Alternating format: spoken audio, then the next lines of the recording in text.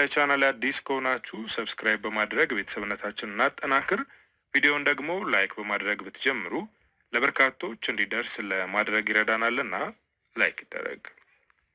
እንግዲህ ወዶቼ ለዛሬ ይዤላችሁ የመጣሁት ከዚህ ቀደም ታይታ የጠፋች ኮከብ በሚል ርዕስ ከቀረበው ታሪክ ቀጣይ የሆነ ዳግም የወጣች ኮከብ የተሰኘ ምርጥ ታሪክ ሲሆን ከጅማሬው እስከ ፍጻሜው ተከታተሉት ዘንድ እየጋበዝኩ ከዚህ ቀደም የነበረውን ያላዳመጣችሁ እንድታዳምጡት ከታች አስቀምጬላችኋለሁ። የታሪኩ ጸሐፊ የምትወዷት ፊያሜታ አማሃ ነች። እነሆ ወደ ትረካው። ከዛ ፊት ግን ቪዲዮ ላይክ ማድረግ እንዳትረሱ። ከዛም ሰብስክራይብ ያላደረጋችሁ ሰብስክራይብ ይደረግ። መልካም ቆይታ።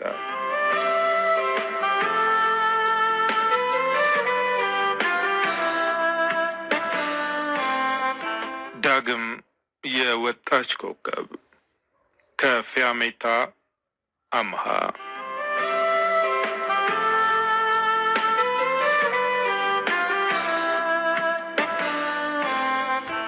ይህ ታሪክ ታይታ የጠፋች ኮከብ ከሚለው ታሪክ የቀጠለ ነው።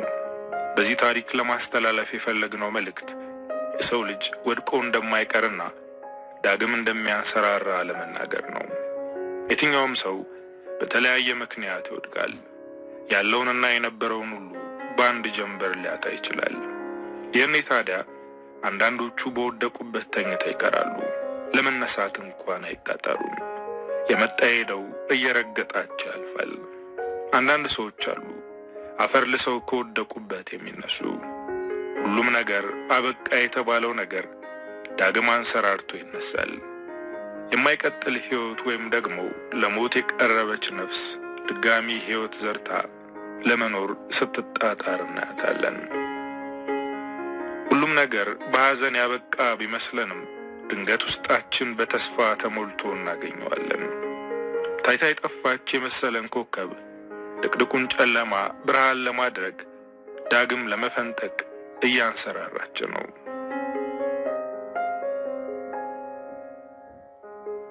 ጋዜጠኛ መብትና እጮኛው ወይንሸት ሜሮንን ለማየት የአእምሮ ማገገሚያ ሆስፒታል መጥተዋል። እሷ እስክትመጣ እየጠበቁ ነው። ሁለቱም በዝምታ ተውጠዋል። ወይንሸት ሰሞኑን አኩርፈዋለች። ምክንያቱም መብት ከተነጋገሩት ውጪ በመሆን አዲስ ሐሳብ አምጥቷል። የሜሮንን ታሪክ አየር ላይ ከዋለ በኋላ የሰርጋቸውን ዝግጅት እንደሚጀምሩ ነበር የተነጋገሩት። ግን ፕሮግራሙ አየር ላይ ከዋለ በኋላ መብት ሐሳቡን ቀይሮ አዲስ ነገር ለመጀመር ተዘጋጀ። የሜሮን ታሪክ በዚያ አበቃም። የሜሮን ብቻ ሳይሆን የነብዩም ታሪክን ለመስራት ውስጡ ተነሳስቷል። ይህን ሲነግራት ተናደደች። ወይንሸት ቶሎ ማግባትና መውለድ ትፈልጋለች። ያው ይሄ ፍላጎት የአብዛኞቹ ሴቶች ፍላጎት ነው። መብት ግን ይህን ፍላጎቷን ሊያሟላላት አልቻለም። ወይንሸትም በጣም ይወዳታል። በእጮኝነት ከሚኖሩም ባልና ሚስቱ ነው ቢኖሩ ጥሩ እንደሆነ ይረዳታል። ግን ይህንን የሚፈልገው ብዙም ዝባዝንኬ ሳያበዛ እሱ ቤት እንድትገባ ነው የሚፈልገው። እሷ ደግሞ ይህን አትፈልግም። ከፍ ያለ ዝግጅት ትሻለች። ገና ከወዲሁ ስለ ሙሽራ ቀሚሱና ስለ ሚዜዎቿ ተዘጋጅታ ተቀምጣለች። እሱ በዝምታ እሷ ያለችውን እሺ የሚለው ሊያስደስታት ስለፈለገ ነው። አሁን ደግሞ የሜሮንን ታሪክ እስከ መጨረሻው ካልጨረስኩ ሰርግ ስለሚባለው ጣጣ ማሰብ አልፈልግም ብሏታል። እንዲሁ እንደተዘጋጉ ነርሷ ሜሮንን ይዛት መጣች። ሜሮን በዝምታ ፊት ለፊታቸው ተቀምጣለች። መብት ፈገግ በማለት አስታወሽን፣ ባለፈው መተን ነበር አላት። ሜሮን ፈገግ በማለት አንተ ማለት ልጆቼን ትምህርት ቤት የምታመላልሳቸው ሹፌር አይደለ እንዴ? እንዴት ተረሳሃለሁ አለችው። ሜሮን የመሰላትን ነው የምትናገረው። ምንም የምታስታውሰው ነገር የለም። መብትን የልጆቼ ሹፌር አለችው። ወይንሸትና መብት ተያዩ። የሜሮን ጤንነት ከቀን ወደ ቀን ይሻሻላል የሚል ተስፋ ቢኖራቸውም ግን አሁን በሚያዩት ነገር ተስፋ እየቆረጡ ነው። ወይንሸት ወደ ሜሮን በደንብ ተጠግታ እኔን አስታወሽኝ ስትል ጠየቀቻት። ሜሮን በደንብ አጤነቻት። ከዛም በቁጣ ግንባሯን ከስክሳ አንቺ ልጆቼ ሂሳብ አስተማሪ አይደለሽ እንዴ? ደግሞ በጣም ተቆጪ እንደሆንሽ ሚጣ ነግራኛለች አለቻት። መብት ከኪሱ ፎቶ አውጥቶ ፊት ለፊቱ አስቀመጠው። የሜሮን አይኖች ፎቶ ላይ ተተክለዋል። ለተወሰነ ደቂቃ በዝምታ እያየች ነው። ነብዩን ታውቁታላችሁ ማለት ነው አለች። መብት በደስታ ፈገግ አለ። ምክንያቱም ያሳዩአትን ፎቶ ማንነት ለይታለች። ወይንሸትም አዎ እናውቀዋለን አለቻት። የሜሮን አይኖች እንባ ቀረሩ። በጣም ጥሩ ሰው ነው አለች። መብት ፎቶውን በደንብ ወደፊቷ ካቀረበው በኋላ ከፈለግሽ ልትወስጁ ትችያለሽ ሲላት፣ እሷን በፍጥነት አንስታ ወደ ደረቷ በማስጠጋት በጣም አመሰግናለሁ ብላ ፎቶውን እንደታቀፈች ተነስታ ወደ ክፍሏ ሮጠች። እነሱ የመጡት ከዚህ በላይ አብረዋት ተቀምጠው አንዳንድ መረጃ ለመሰብሰብ ነበር። እሷ ግን የነብዩን ፎቶ ስታገኝ ፎቶውን ይዛ ወደ ማረፊያዋ ገብታለች።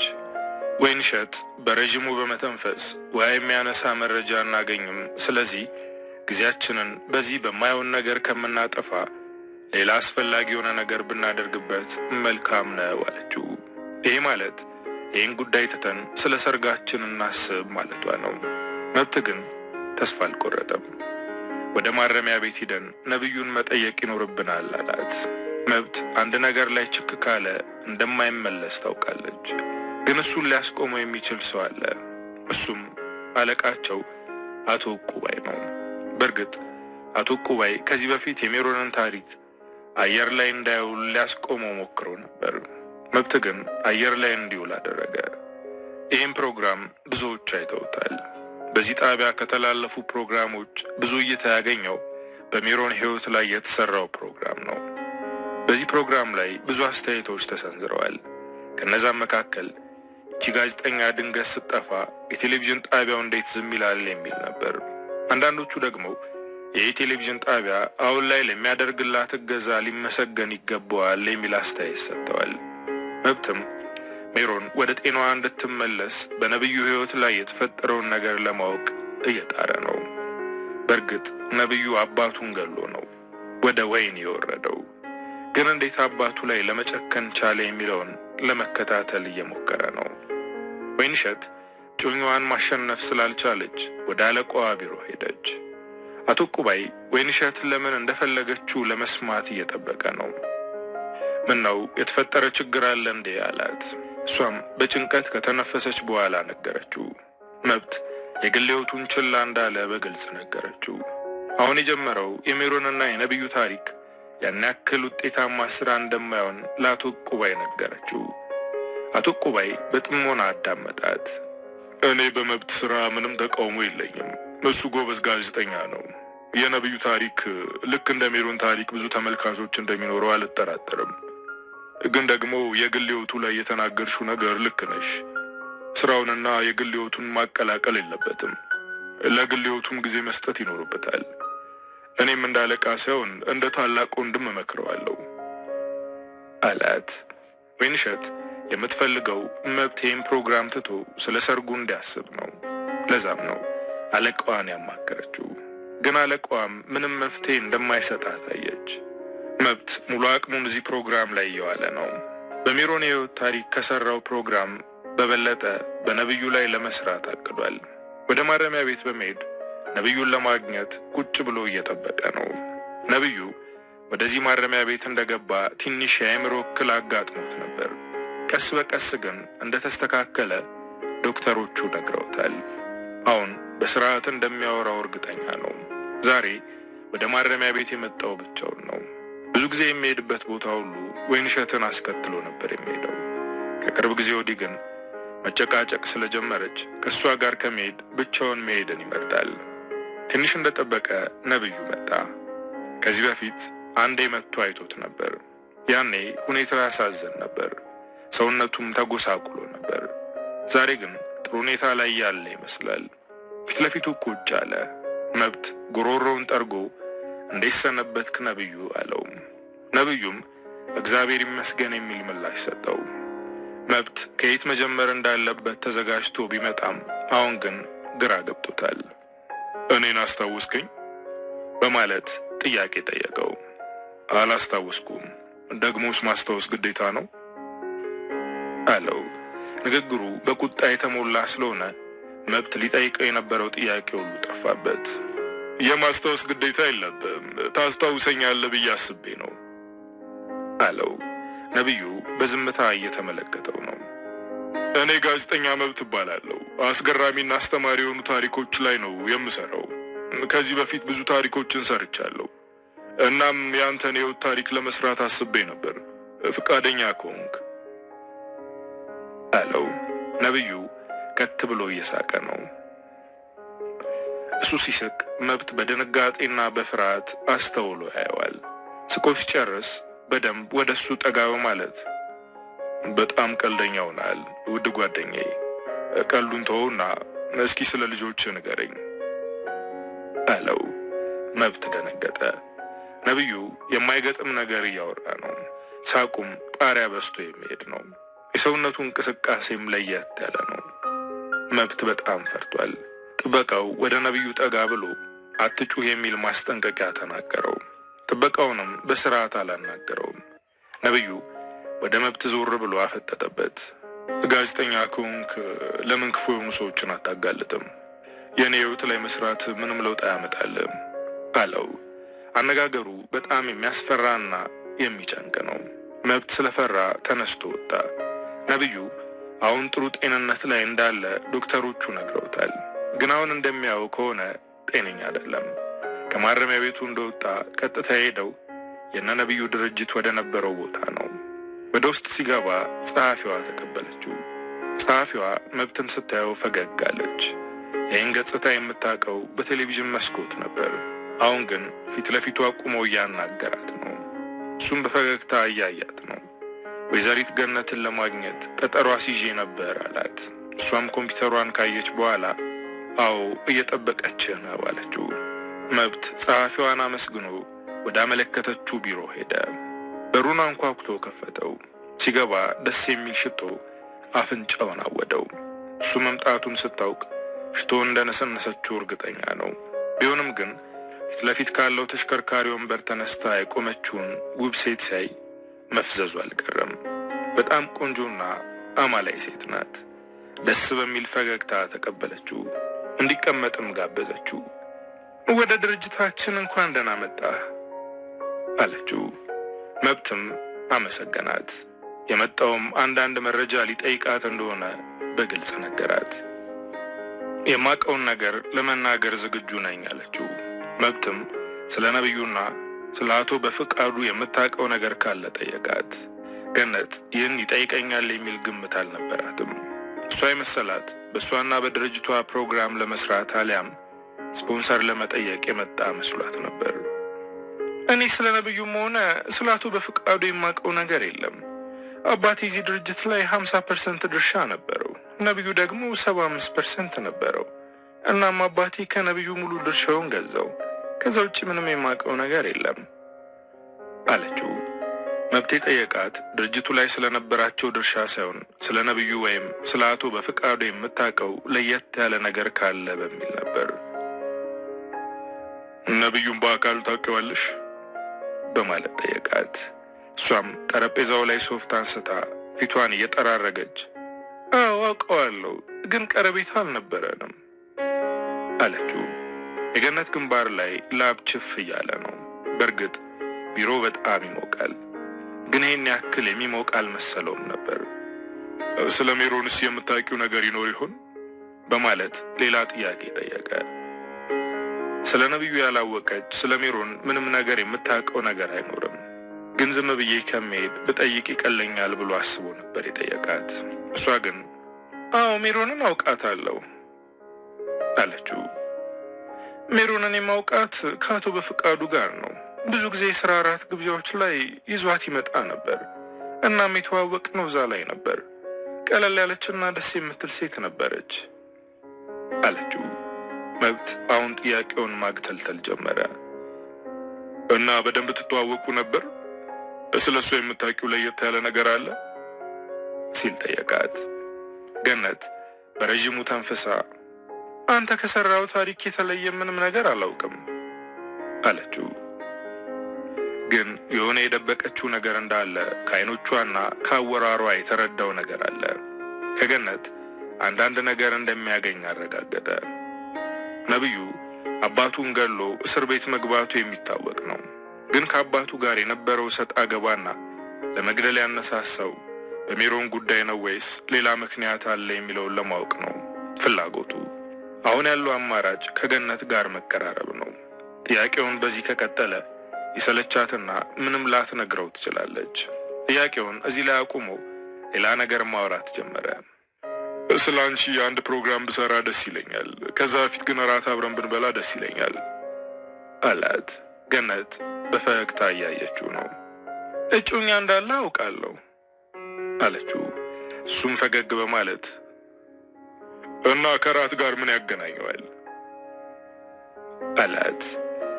ገነት ትንሽ ከተግደረደረች በኋላ የራት ግብዣውን ተቀበለች። ይህን የራት ግብዣ በሚስጥር ካልሆነ ወይንሸት ካወቀች እንደምታበላሽበት ያውቃል። እናም ላለመናገር ወስኗል። ከገነት ጋር የራት ቀጠሮ ይዞ ወደ ቤት ተመለሰ። ገብቶ አረፍ እስኪል ቸኩሏል። ሰሞኑን ሲደክም ነው የከረመው። ዛሬ ግን አረፍ ለማለት አስቧል። ቤቱን ከፍቶ ለመግባት ቁልፉን ለመክፈት ሲሞክር ቤቱ ክፍት ነው። ገፋ አድርጎ ሲገባ ወይንሸት ሶፋ ላይ ቁጭ ብላ እየጠበቀችው ነው። ቤት የመጣችው ልትጨቃጨቀው እንደሆነ እርግጠኛ ነው።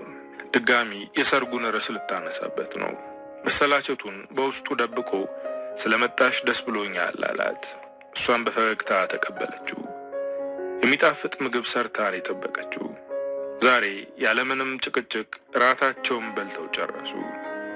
ዛሬ እዚሁ አንተ ጋር ነው ማደር የምፈልገው አለችው። ጸባዋ አሁን ባለው ከቀጠለ ብታድር ደስ ይለዋል። መጨቃጨቅ የምትጀምር ከሆነ ግን ወደ ቤቷ ብትሄድ ይሻለዋል። ጭቅጭቅ የሌለበትና በስሜት ያበደ ፍቅር ሰርተው ሲጨርሱ እሷ ደረቱ ላይ ተኝታ የደረቱን ጸጉር እየፈተለች ነው። እሱ ደግሞ ስለ ስራው እያሰበ በሐሳብ ተውጧል። ስለምን እያሰብክ ነው ስትል ጠየቀችው። እሱ አሁንም ከሐሳቡ አልነቃም። ከገነት ምን አይነት መረጃ ሊያገኝ እንደሚችል እየገመተ ነው። የጠየቀችውን ጥያቄ ስላልመለሰላት ቀና ብላ አየችው። አይኖቹን ጣሪያ ላይ ተክሎ በሐሳብ እንደተዋጠ ስታየው ተነስታ ቁጭ አለች። ይህኔ ነበር ወደ ራሱ የተመለሰው። ምን ነው የልትሄጂ ነው አላት።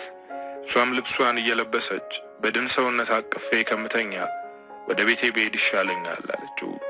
ንግግሯ አናዶታል። በግልጽ በድን ብላ እየሰደበችው ነው። ግን አንድ ነገር ከተናገረ ጭቅጭቋን ስለምትጀምር በዝምታ አለፋት። አሁን መሽቷል፣ አድረሽ ሂጂ አላት። እሷ ግን አሻፈሬን ብላ እየለበሰች ነው። ከዚህ በላይ ሊጫናት ስላልፈለገ ሊሸኛት ተነሳ። እሷ ግን እንዲሸኛትም አልፈለገችም።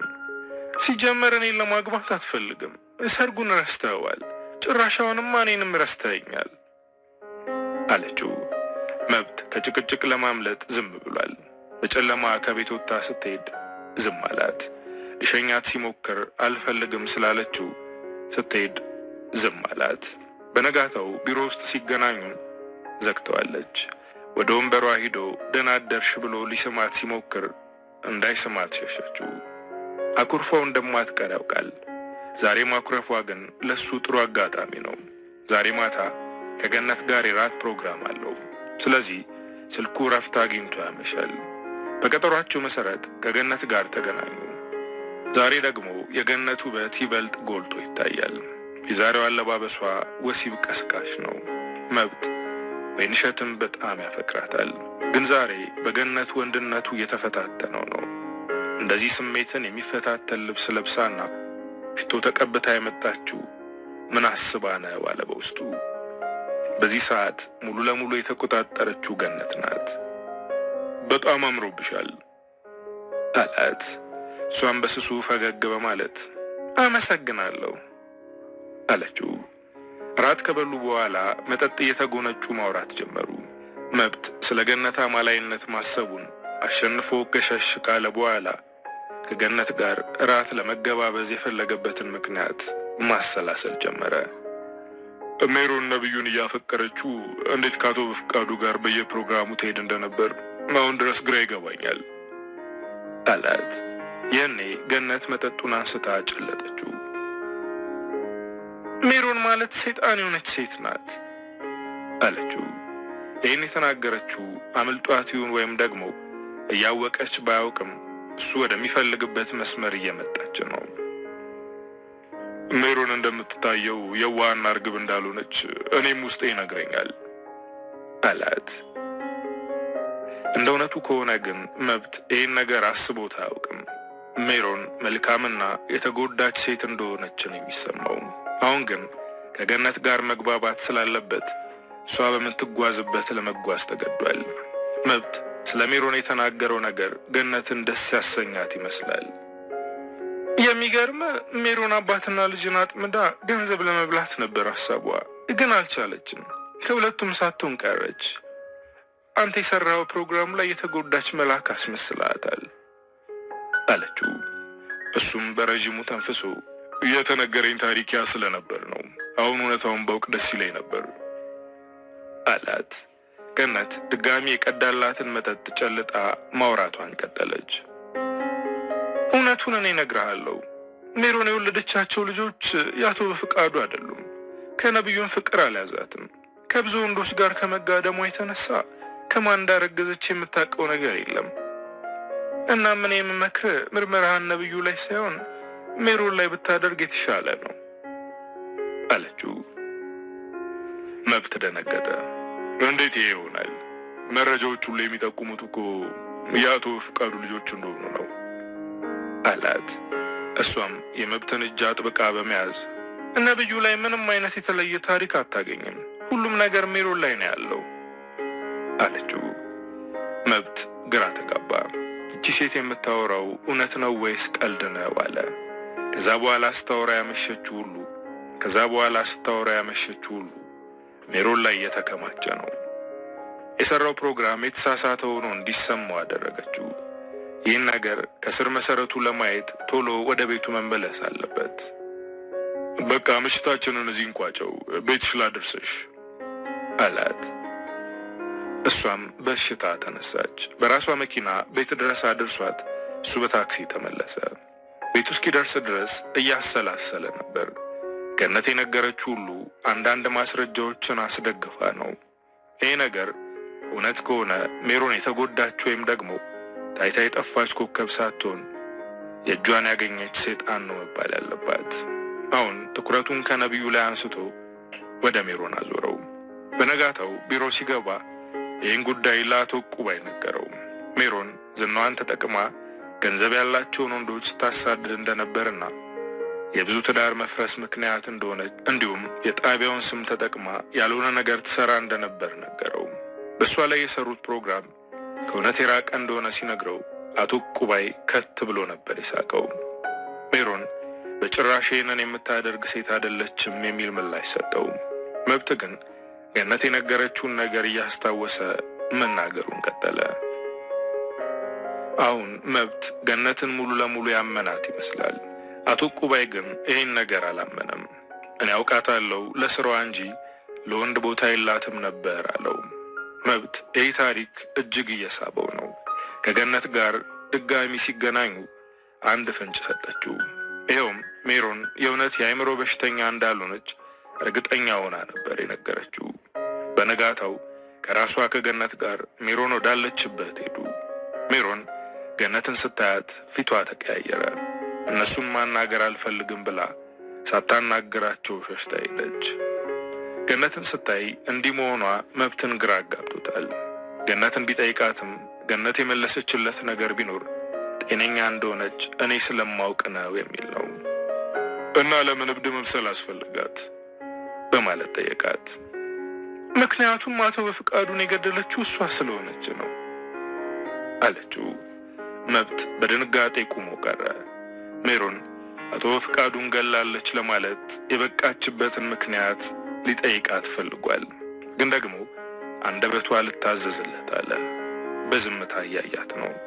የእሷን ኃጢአት ለምን ነብዩ ተቀበለ የሚል ጥያቄ ውስጥ እኔ ያመሰው ለመጠየቅ አንደበታ ልታዘዝልህ ብሎ ይሆናል። ግን እኔ ልመልስልህ፣ ነብዩ ሜሮንን ስለወደዳት ነው። ይህን እውነታ እኔ ልመሰክር ዝግጁ ነበርኩ። ግን ነብዩ እንዳልናገር አስጠነቀቀኝ። እያለቀሰ ለመነኝ። እኔ ደግሞ በነብዩ ፍቅር የተነደፍኩ የእሱ ተጠቂ ነኝ። ምንም ማድረግ አልቻልኩም አለችው። መብት አሁንም ከድንጋጤው አልነቃም። ይህን ነገር ካወቀ በኋላ ከገነት ጋር በብዛት እየተገናኙ በሜሮን ላይ መረጃና ማስረጃ ማሰባሰባቸውን ቀጠሉ። ሌላውን ስራና ወይንሸትን ሁሉ ችላ ብሎ ውሎና ምሽቱ ከገነት ጋር ሆነ። ይህንን በደንብ ያስተዋለው አቶ ቁባይ ወይንሸትን ወደ ቢሮ አስጠርቶ አናገራት። መብት በማወቅም ይሁን ባለማወቅ እውነታ አገኛለሁ ብሎ ወደ አዘቅት እየገባ ነው። በዚህ ሰዓት እሱን አቁም ማለት ሌላ ችግር መፍጠር ይሆናል። ስለዚህ አንቺ በደንብ ተከታታይ አላት። ወይንሸት ዕለታዊ ንዴቷ ስላለቀቃት እሱን አልከታተልም ብላ ነበር። ግን አቶ ቁባይ በቁጣ እየጠየቅኩሽ ሳይሆን እያዘዝኩሽ ነው አላት። ወይንሸት የታዘዘችውን ተቀብላ ወጣች። ሰሞኑን ከእሷ እየራቀ ነው። ወደ ቢሮ መምጣቱንም ትቷል። ይህን ስራ ቀንና ሌሊት እየሰራ ስለሆነ ተጨናንቆ ይሆናል ብላ አሰበች። መብትና ገነት ድጋሚ ሜሮን ወዳለችበት ማዕከል ሄዱ። በአሁኑ ግን ሊያገኟት አልቻሉም። ምክንያቱም ሜሮን ከዚህ ግቢ ጠፍታ እየተፈለገች ነው። ማዕከሉ ለፖሊስ አመልክቷል። እየተፈለገች እንደሆነ ሲነገራቸው ገነት ደነገጠች። ስራችሁን በስርዓት አትሰሩም እንዴ እያለች የማዕከሉ ሰራተኞች ላይ እየጮኸች ነው። መብት ገነትን አረጋግቶ ይዟት ወጣ። የሁሉ ሲሆን ወይንሸት በርቀት እያየች ነበር። ጮኛዋ ከሌላ ሴት ጋር ነው ስታየው ትንሽ ቅናት ቢጤ ተሰማት። እንድትረጋጋ ውሃ ሲሰጣትና እጇን ይዞ ትንፋሽ እንድታስወጣ ሲያግዛት ይበልጥ ተናደደች። በዚህ መሃል ነበር ትከሻዋ ላይ የሆነ ነገር አረፈባት። የሰው እጅ እንደሆነ እርግጠኛ ናት፣ ግን ለመዞር ፈራች። ወይንሸት የሚል ድምፅ ሰማች። ይህን ድምፅ ታውቀዋለች። በፍጥነት ወደ ኋላ ዞረች። ያየችውን ነገር ማመን አልቻለችም። በድንጋጤ ፈዛ ቀረች። ሜሮን እንዴት ከማዕከሉ ወጣሽ? አለቻት። ሜሮን ከማዕከሉ የጠፋችው መብትና ገነት መጀመሪያ መጥተው ያናገሯት ቀን ላይ ነበር። ወይንሸት ሜሮን የአእምሮ በሽተኛ ናት ብላ ስለምታስብ ካሁን የሆነ ነገር ልታደርገኝ ነው ብላ ፈርታለች። አይዞሽ አትፍሪ፣ እኔ እብድ አይደለሁም፣ ጤነኛ ነኝ አለቻት። ወይንሸት ግን አሁንም እንደፈራች ናት። የሜሮንን ጤንነት ለመቀበል ተቸግራ ነበር፣ ግን ቀስ በቀስ ተቀበለችው። ወይንሸት ሜሮንን በድብቅ ወደ ቤቷ ወሰደቻት። ወደ ቤቷ ወሰደቻት ሜሮንን ከዓመታት በፊት ታውቃት ስለነበር ነው። ባታውቃት ኑሮ ዛሬ ወደ ቤቷ ይዛት አትሄድም ነበር። ነብዩ የት እንዳለ ካወቅሽ አገናኘኝ ወይም ደግሞ በፍለጋ አግዢኝ አለቻት። ወይንሸት ሜሮንን በግርምት ተመለከተቻት። ነብዩን ለምን ፈልገሽው ነው ማለት ጠየቀቻት። ሜሮንም በረጅሙ ተንፈሳ ላየው ፈልጋለሁ፣ በችግሩ ጊዜና ሰው በሚያስፈልገው ሰዓት ከጎኑ ሆኜ ባልደግፈውም አይኑን ማየት ፈልጋለሁ፣ በእርግጠኝነት እዚሁ ሀገር ውስጥ ነው ያለው አለቻት። ነብዩ እስር ቤት እንደሆነ አታውቅም። ወይንሸት ይህን ለመናገር ከበዳት፣ ግን ደግሞ ማወቅም አለባት። ስለ ነብዩ ምንም የምታውቂው ነገር የለም ማለት ነው ስትል ጠየቀቻት። ሜሮንም የምታውቀው ነገር ቢኖር አባቱን እንደገደለ ግን እንዳልታሰረ፣ ያልታሰረበት ምክንያትም ገነት የሚሏት ሰይጣን ስለምትወደው መረጃውን አጥፍታና ፖሊሶችን በገንዘብ ደልላ እንዳስመለጠችው፣ በተጨማሪ ደግሞ እሷን ከነብዩ ለማራቅ እዛው የአእምሮ ማገገሚያ ማዕከል ውስጥ እብድ መስላ እንድትቀመጥ እንዳስፈራራቻት ለወይንሸት ነገረቻት። ወይንሸት በድንጋጤ በርግጋ ተነሳች። ነብዩ እኮ እስር ቤት ከገባ ዓመታትን አስቆጥሯል።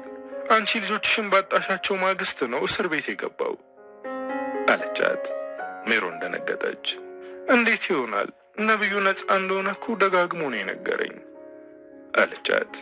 ወይንሸት ይሄ ነገር ከጠበቀችው በላይ እየተወሳሰበ እየሆነባት ነው። በሌላ በኩል ደግሞ መብት ከፖሊሶቹና ከገነት ጋር ሜሮንን እየፈለገና እያስፈለገ ነው።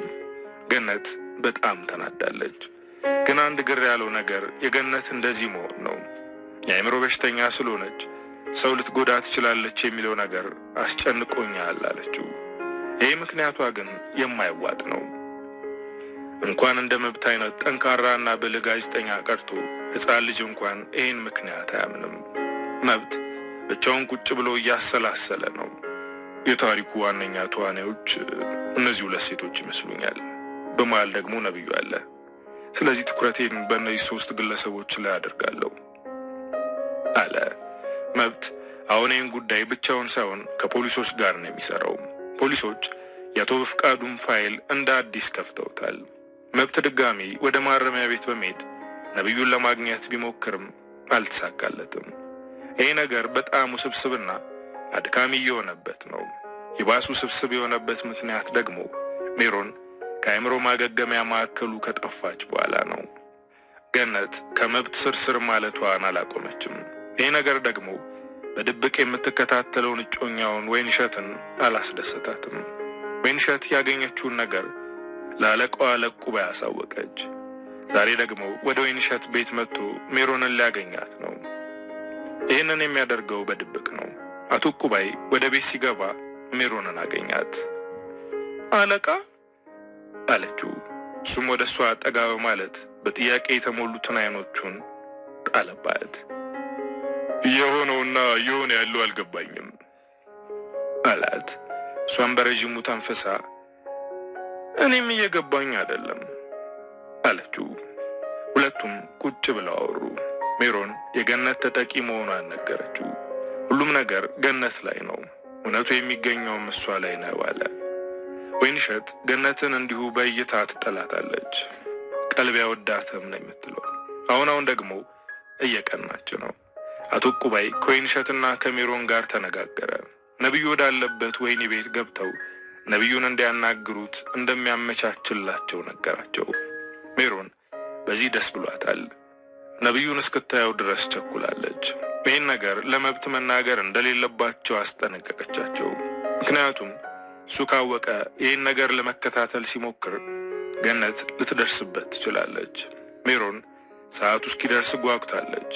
ሕይወቷ በስቃይና በሐዘን የተሞላ ነው። በአቶ በፍቃዱ ምክንያት የምትወደውን ስራዋንና ፍቅሯን አጣለች።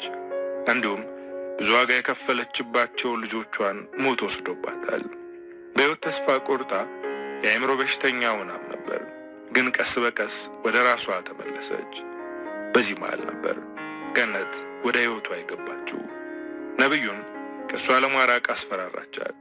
አንቺ ከሱ ከራቅሽና እብድ መስለሽ እዚሁ ከተቀመጥሽ ነብዩ የሰራውን ወንጀል አላጋልጥም፣ ግን አንቺ እኔ የምልሽን ነገር ካላደረግሽ ነብዩ ወህኒ ቤት ይገባል በማለት አስፈራራቻት። ነብዩ አባቱን የገደለው በእሷ ምክንያት እንደሆነ ነገረቻት። ይህን የተናገረችው የጥፋተኝነት ስሜት እንዲሰማት ነው።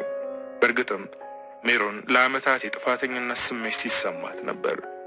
ነብዩ አባቱን የገደለው በእኔ ምክንያት ነው፣ እኔ ነኝ ጥፋተኛ እያለች ነበር። በስተመጨረሻ ግን ገነትን ፊት ለፊት ልታጋፍጣት ወሰነች። ምድር ላይ አለኝ የምለውን ሁሉ አጥቻለሁ፣ ከዚህ በኋላ አጣለሁ ብዬ የምፈራው ነገር የለም ብላ ወስናለች። አሁን ነብዩን ለማየት ደቂቃዎች ናቸው የቀሯት። ልቧ በፍርሃትና በጉጉት ሊፈርጥ ደርሷል።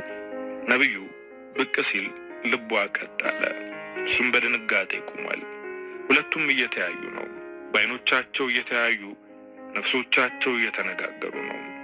ከብዙ ጊዜ በኋላ ዳግም ነፍስ ዘራው። አንተ ማለት የነፍሴ መና ነበር ካለች በውስጧ እሱም ዓይኖቿን እያየ ይህን አለ። አንቺም የነፍሴ ምግብ ነሽ፣ ላንቺ ስል ዓለምን አቃጥላለሁ አላት። የተወሰነ ደቂቃ በዓይኖቻቸው እየተያዩ በውስጣቸው ተነጋገሩ። ወይንሸት ሁለቱንም ከሰመመናቸው ለማንቃት ጉሮሮዋን ጠራረገች። ይህኔ ወደ ራሳቸው ተመለሱ። ነብዩ ወደ ሜሮን በደንብ በመጠጋት ፈገግ አለ። በናፍቆት እንደተንገላታ አስተያየቱ ይናገራል። ደህና ነሽ? ምንም የሆንሹ ነገር የለም አይደል አላት። እሷም ሲቃ እየተናነቃት በለስላሳ እጆቿ ጉንጮቹ እንዳበሰችው እኔ ደህና ነኝ፣ ግን አንተ። ነብዩ ንግግሯን አላስጨረሳትም። እንዳይፈስ አምቆ የነበረውን እንባውን ለቀቀው። እኔ ደህና ነኝ፣ አንቺ ብቻ ደስተኛ ሆነሽ ማየት ነው የምፈልገው። አባቴ ላጠፋው ጥፋት ይቅርታ ጠይቅሻለሁ። በእርግጥ የኔ ይቅርታ ልጆችሽን አይመልሳቸውም አላት። ነብዩ አሁን የተናገረው ነገር ወይንሸትንና ሜሮንን ግራ አጋብቷቸዋል። እርስ በርስ ከተያዩ በኋላ የልጆቼ ሞት ከአንተ አባት ጋር ምን ያገናኘዋል በማለት ጠየቀችው። እሱም ስቃይ የተሞላበት ትንፋሽ ተንፍሶ መናገር ጀመረ። ልጆችን የገደላቸው አባቴ ነው አላት። ሜሮን በድንጋጤ ሰውነቷ መንቀጥቀጥ ጀመረ። እንባዋንም መቆጣጠር አልቻለችም። ለምን? ልጆቼን ለማሳደግ በጣም ለፍቻለሁ። ለእነሱ ስለ የሰው ፊት ገርፎኛል፣ ረሃብ አቆላሞኛል፣ ከሱ ርቄ ነበር እና ለምን ገደላቸው አለች እያለቀሰች። ነብዩም የሜሮንን እንባ እየጠረገ በጣም አዝናለሁ፣ አንቺንም ሆነ ልጆችሽን ልጠብቃችሁ አልቻልኩም። ከዚህ በኋላ ግን አንቺን እጠብቅሻለሁ አላት።